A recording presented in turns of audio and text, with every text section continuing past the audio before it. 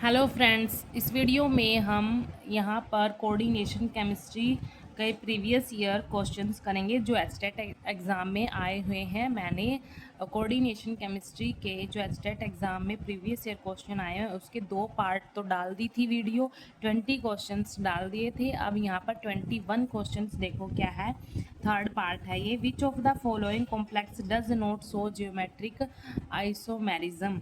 यहाँ पर कॉम्प्लेक्स दे रखे हैं, 4 कॉम्प्लेक्स हैं, तो हमने बताना है कि कौन सा जियोमेट्रिक आइसोमेरिज्म शो नहीं करता।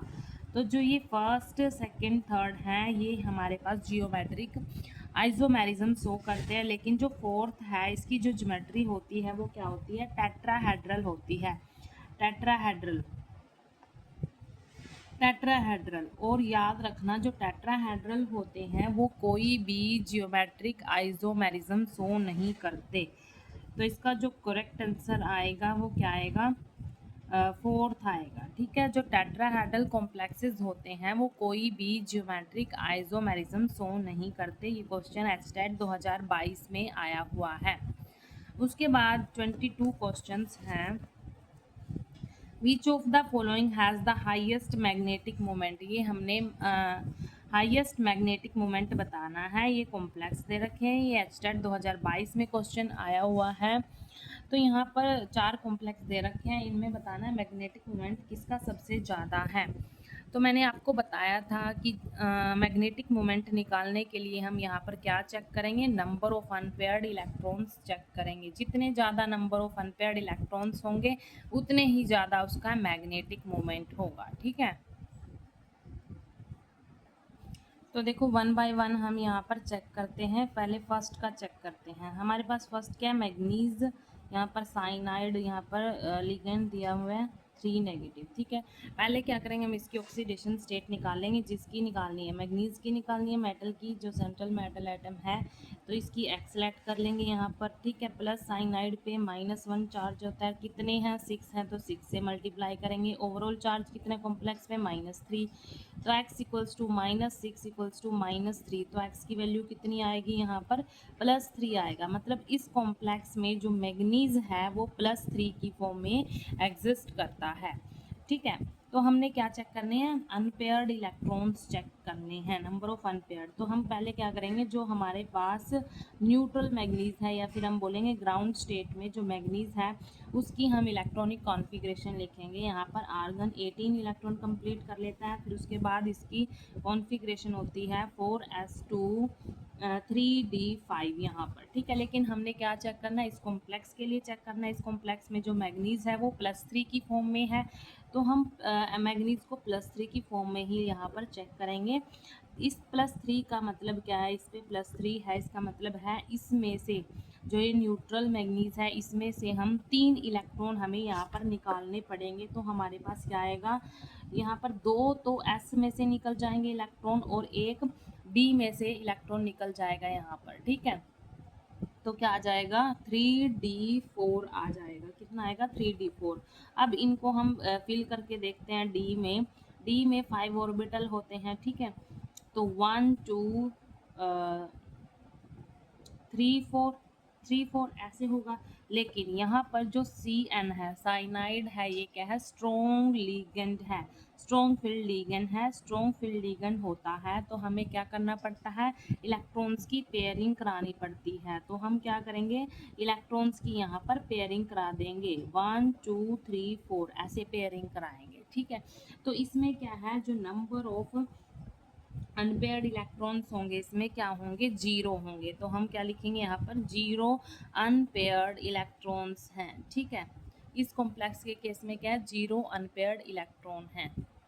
उसके बाद सेकंड में हम चेक करेंगे, यहाँ पर सेकंड क्या है हमारे पास, FeCN 6 3 नेगेटिव है। इसमें भी हम पहले ऑक्सीडेशन स्टेट निकालेंगे इसकी। एक्स सेलेक्ट कर लेंगे, आयरन के लिए निकालेंगे प्लस, साइनाइड का -1 होता है और कितने हैं 6 हैं, 6 से मल्टीप्लाई, ओवरऑल चार्ज 3, तो इसकी भी क्या आ जाएगी +3 ही आ जाएगी सॉल्व करके।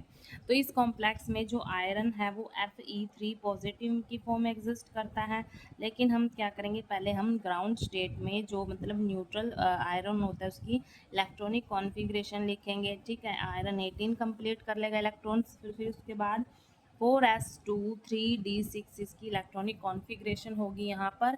अब हमें क्या करना है, इस कॉम्प्लेक्स के लिए देखना है, इस कॉम्प्लेक्स में आयरन Fe3 पॉजिटिव की फॉर्म में है, तो इस 3 पॉजिटिव का मतलब क्या है, यहाँ से हमें 3 इलेक्ट्रॉन्स निकालने होंगे, तो दो इसमें से निकल जाएंगे, एक इसमें से, कितना रह जाएगा 3d5 रह जाएगा यहाँ पर। अब यहाँ पर वो करेंगे हम, फिल करके देखेंगे 1 2 3 4 5 इलेक्ट्रॉन्स ऐसे, ठीक है। अब देखो यहाँ पर स्ट्रॉन्ग फील्ड लिगेंड है, क्या है स्ट्रॉन्ग फील्ड लिगेंड है, तो स्ट्रॉन्ग फील्ड लिगेंड में क्या होता है, इलेक्ट्रॉन्स की हमें पेयरिंग करानी होती है, तो हम इसकी पेयरिंग कराएंगे 1 2 3 4 5। अब पेयरिंग कराने के बाद यहाँ पर चेक करेंगे कितना है, 1 अनपेयर्ड इलेक्ट्रॉन है, 1 अनपेयर्ड इलेक्ट्रॉन है यहाँ पर, ठीक है। यहाँ पर 1 है अनपेयर्ड इलेक्ट्रॉन। उसके बाद यहाँ पर थर्ड देखो, थर्ड यहाँ पर हमारे पास क्या है, Fe F63 नेगेटिव, ये है हमारे पास थर्ड। इसकी हम चेक करेंगे, ऑक्सीडेशन स्टेट निकालेंगे, यहाँ पर एक्स सेलेक्ट कर लेंगे प्लस, यहाँ पर जो फ्लोरीन है उस पर चार्ज -1 होता है लाइड पे, ठीक है। अब यहाँ पर 6 है तो 6 से मल्टीप्लाई करेंगे, ओवरऑल चार्ज -3 है, इसको सोल्व करेंगे तो कितना आएगा, एक्स की वैल्यू निकालेंगे यहाँ से +3 आ जाएगी, +3 यहाँ पर x की वैल्यू आ जाएगी, मतलब इस कॉम्प्लेक्स में जो आयरन है वो +3 की फॉर्म में एग्जिस्ट है यहाँ पर, ठीक है। अब वही करेंगे हम, आयरन की यहाँ पर पहले ग्राउंड स्टेट में इलेक्ट्रॉनिक कॉन्फ़िगरेशन लिखेंगे, ग्राउंड मतलब न्यूट्रल स्टेट में 4s2 3d6 होता है। अब आयरन यहाँ पर 3 पॉजिटिव की फॉर्म में है, तो यहाँ से हमें 3 इलेक्ट्रॉन्स निकालने होंगे, 2 s में से 1 d में, तो कितना बचेगा 3d5। अब फिल कर को यहाँ फिल करेंगे, ठीक है, फिल करके देखेंगे 1 2 3 4 5। अब देखो अब क्या करना है, हमें लीगेंड की तरफ देखना है कि जो लीगेंड है वो क्या है, वीक फील्ड लीगेंड है। यहाँ पर क्या था, स्ट्रॉन्ग था, स्ट्रॉन्ग फील्ड लीगेंड था, इसीलिए हमने पेयरिंग कराई, लेकिन यहाँ पर क्या है, वीक फील्ड लीगेंड है, वीक फील्ड लीगेंड में हमें पेयरिंग नहीं करानी होती, वीक फील्ड लीगेंड में हमें पेयरिंग नहीं करानी होती, तो हमारे पास यहाँ पर हम पेयरिंग नहीं कराएंगे, तो सारे क्या है अनपेयर्ड इलेक्ट्रॉन, और कितने हैं 5 हैं, 5 अनपेयर्ड इलेक्ट्रॉन है यहाँ पर 5। उसके बाद हम फोर्थ भी चेक कर लेते हैं, क्या है, कोबाल्ट F63 नेगेटिव है, कोबाल्ट F63 नेगेटिव है, इसकी भी ऑक्सीडेशन स्टेट निकालेंगे, एक्स सेलेक्ट करेंगे और फ्लोरीन पे -1 चार्ज और 6 से मल्टीप्लाई किया तो इक्वल ओवरऑल चार्ज -3। यहाँ पर ऑक्सीडेशन स्टेट निकालेंगे, इसकी भी क्या आएगी +3 आएगी। तो इस कॉम्प्लेक्स में जो कोबाल्ट है वो किस फॉर्म में है, +3 की फॉर्म में है। पहले हम क्या करेंगे, कोबाल्ट का जो न्यूट्रल इलेक्ट्रॉनिक कॉन्फ़िगरेशन है वो लिख लेंगे। यहाँ पर जो आर्गन है वो 18 इलेक्ट्रॉन कंप्लीट कर लेता है, फिर उसके बाद जो कॉन्फ़िगरेशन होती है 4s2 3d7 होता है, ठीक है। अब हमें इस कॉम्प्लेक्स के लिए देखना है, तो इस कॉम्प्लेक्स में कोबाल्ट 3 पॉजिटिव की फॉर्म एग्जिस्ट करता है। उसके बाद यहाँ पर 3 इलेक्ट्रॉन, इस 3 पॉजिटिव का मतलब 3 इलेक्ट्रॉन निकालने, यहाँ से 2 यहाँ से निकलेंगे, एक यहाँ से निकलेंगे, तो 3d6 बचेगा यहाँ पर 3d6। अब देखो यहाँ पर इलेक्ट्रॉन फिल कर देंगे, यहाँ पर 1 2 3 4 5 6। अब यहाँ पर जो यहाँ पर लीगेंड है, यहाँ पर लीगेंड है वो कैसा है, वीक फील्ड लीगेंड है, तो वीक फील्ड लीगेंड में हम यहाँ पर पेयरिंग नहीं कराएंगे। अगर पेयरिंग करानी होती तो ये पेयर हो जाते है ना, लेकिन यहाँ पर क्या है, वीक फील्ड लीगेंड है, वीक फील्ड लीगेंड में हम यहाँ पर पेयरिंग नहीं कराएंगे, तो ये एज इट इज़ रहेंगे। फिर उसके बाद यहाँ पर देखो कितने अनपेयर्ड इलेक्ट्रॉन बचे, 4 अनपेयर्ड इलेक्ट्रॉन बचे।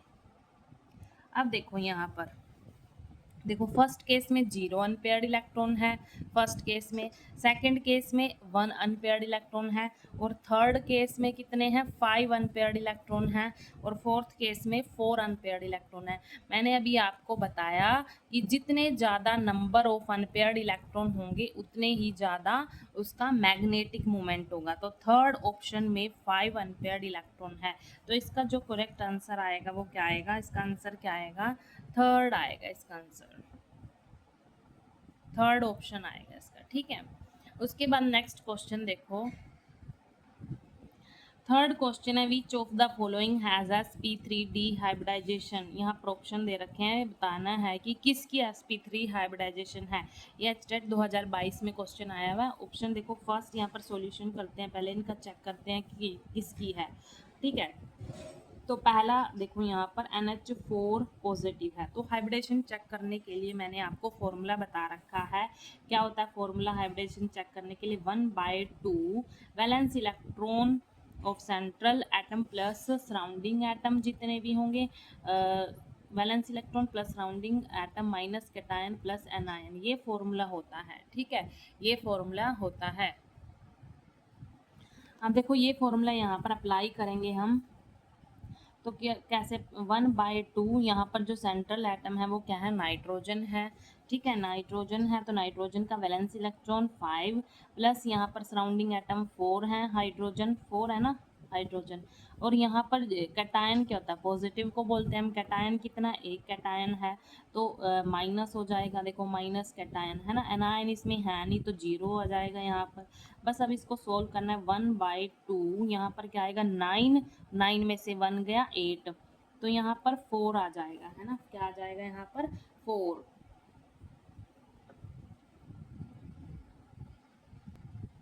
4 के अकॉर्डिंग यहाँ पर अगर हाइब्रिडाइजेशन होगी तो वो क्या होगी, sp3। देखो 4 कैसे, एक s और 3 p, 4 हो गया ना, 4 ऑर्बिटल, ठीक है। उसके बाद सेकंड अगर हम चेक करें तो क्या होगा, SF4 यहाँ पर भी हम यही फॉर्मूला अप्लाई करेंगे, 1/2 वैलेंस इलेक्ट्रॉन कितने होते हैं सल्फर के, 6 होते हैं, सराउंडिंग एटम कितने हैं, 4 हैं, ना ही कैटायन है ना ही एनायन है, तो उनके लिए 0 होगा। 10/2 कितना हुआ, 5। 5 के लिए जो हाइब्रिडाइजेशन होती है अगर उससे रिलेट करें तो क्या होगा, sp3d, देखो 5 है ना, तो एक s 3 p एक d हो गए 5, है ना, ऐसे 5 ऐसे रिलेट करते हैं हम। 5 आया हाइब्रिडाइजेशन, 5 नंबर आया, 5 नंबर का मतलब है एक s होगा, 3 p एक d। तो उन्होंने पूछा था sp3d ही पूछा था, तो ये तो सेकंड का ही है ना, तो इसका जो आंसर आएगा वो सेकंड ही आएगा, सेकंड ही आएगा, क्योंकि हमने अभी सेकंड में ही आ गया हमारा sp3 हाइब्रिडाइजेशन किसकी है, SF4 की है, SF4 की है। ऐसे ही आप सारे ऑप्शन चेक कर सकते हैं, मैंने आपको पीछे वीडियो में बहुत सारे ऐसे क्वेश्चन करा रखे हैं, ठीक है, ये करा रखे हैं, XeF4 आया हुआ है ये क्वेश्चन में, XeOF4 ये भी आया हुआ है। और एक बात भी बता रखी है कि जो ऑक्सीजन है उसको हम सराउंडिंग एटम में कंसीडर नहीं करते, ठीक है। तो इसका जो करेक्ट आंसर आएगा वो क्या आएगा, सेकंड आएगा। ये एचटेट 2022 में ये क्वेश्चन आया हुआ है।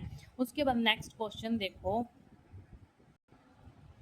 नेक्स्ट क्वेश्चन है 24 इन द कॉम्प्लेक्स, ये कॉम्प्लेक्स दे रखा है यहाँ पर, जो NO3 6 लिगन है इसके बारे में बताना है। The number of oxygen atoms used by each NO3 negative to coordinate the metal are, जो ये NO3 है इसमें से कितने ऑक्सीजन एटम मेटल के साथ कोऑर्डिनेट बॉन्ड बनाते हैं, तो ये बताना है। जो NO3 होता है वो क्या होता है, NO3 क्या होता है, बाईडेंडेंट होता है, बाईडेंटेट होता है, तो ये दो ऑक्सीजन के साथ दो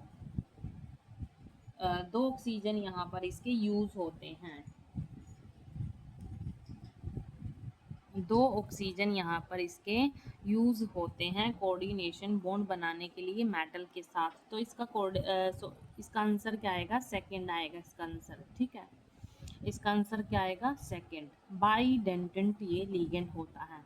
अगर यहाँ पर कोऑर्डिनेशन नंबर पूछ लिया, जैसे यहाँ पर अभी तो क्या पूछा था, नंबर ऑफ ऑक्सीजन एटम पूछा था कि कितने ऑक्सीजन एटम यूज हो रहे हैं यहाँ पर कोऑर्डिनेट बॉन्ड बनाने के लिए मेटल के साथ, तो 2 ऑक्सीजन एटम यूज हो रहे हैं यहाँ पर। अगर क्वेश्चन में नेक्स्ट, जैसे नेक्स्ट एग्जाम में, स्टेट के नेक्स्ट एग्जाम में पूछ लिया कि इसका कोऑर्डिनेशन नंबर क्या है, देखने में तो 6 लग रहा है लेकिन 6 नहीं है इसका, क्योंकि एक NO3 में अगर 2 ऑक्सीजन यूज हो रहे हैं तो 6 में कितने होंगे? 12 होंगे। तो इसका जो कोऑर्डिनेशन नंबर होगा वो क्या होगा? 12 होगा। 12 होगा इसका कोऑर्डिनेशन नंबर। देखने में तो 6 लग रहा है लेकिन इसका कोऑर्डिनेशन नंबर क्या होगा? 12, क्योंकि ये क्या है? बाइडेंटेंट लिगेंड है। इसमें एक NO3 में 2 ऑक्सीजन एटम यूज होते हैं कोऑर्डिनेट बॉन्ड बनाने के लिए मेटल के साथ। ये एचटेट 2023 में क्वेश्चन आया हुआ है। उसके बाद नेक्स्ट क्वेश्चन है 25 question. The CFSC in terms of del octahedral, ये क्या है? ऑक्टाहेड्रल के लिए है 4d6 configuration of metal ion in high spin octahedral complexes. हमने इसमें CFSC बताना है किसके केस में? ऑक्टाहेड्रल के केस में। और किसके लिए? D6 के लिए। ठीक है, इन हाई स्पिन में बताना है। ठीक है, तो ये हम सॉल्व कर लेते हैं यहाँ पर। D6 ऑक्टाहेड्रल के केस में स्प्लिटिंग कैसे होती है, पहले हम क्या करेंगे यहाँ पर, D6 यहाँ पर इलेक्ट्रॉन 6 इलेक्ट्रॉन यहाँ पर फिल कर लेंगे। यहाँ पर हो गया। स्प्लिटिंग कैसे होती है? 2 ऊपर आते हैं ऑर्बिटल, 3 ऊपर, सॉरी 3 नीचे आते हैं यहाँ पर। ये T2G होता है और ये EG होता है। इनका जो एनर्जी बैरियर ऐसे होता है, नीचे जो -0.4 होता है और ऊपर क्या होता है? 0.6 होता है। ठीक है, डिफरेंस होता है जो ये एनर्जी डिफरेंस। उसके बाद अब यहाँ पर इनका कंट्रीब्यूशन होगा, यहाँ पर जो बैरियर कंट्रीब्यूशन होगा इलेक्ट्रॉन्स का, यहाँ पर इलेक्ट्रॉन्स का कंट्रीब्यूशन होगा। अब देखो यहाँ पर 6 इलेक्ट्रॉन्स है और वो भी क्या बोला? High spin. हाई स्पिन में इलेक्ट्रॉन की पेयरिंग नहीं होती। हाई स्पिन में इलेक्ट्रॉन की पेयरिंग नहीं होती। तो हम क्या करेंगे?